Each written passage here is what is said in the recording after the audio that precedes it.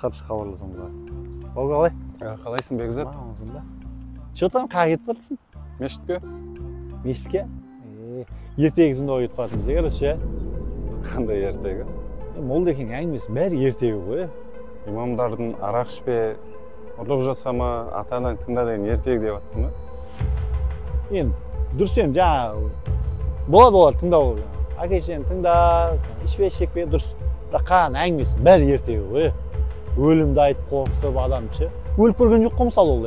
Өліп көрген жоқ, ана жаққа барсаң үйтіп қалады, бүйтіп қалады, өлсең үйтіп қалады, бүйтіп өлсең бүйтіп қалады дейді.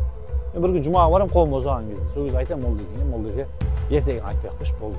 Керегі жоқ. Адам қорқып істейсің дейді. Сен түсіндім Бекзат. Сен анау интернеттегі тәңіршілміз дегендерге еріп жүрсің ғой. Дін емес, секта емес. Қаншама қазақ бауырларымызды адастырып жүр солар. Сонда мына өлім ақиқат па? Ақиқат. Өлімнен құтылған пенде бар ма? Жоқ. Мына керісінше сенің өлмейтіндегі өмір сүруің өзі ертегі емес пе? Мына керісінше сенің өлмейтіндегі өмір сүруің өзі ертегі емес пе? Ойлансай бауыр.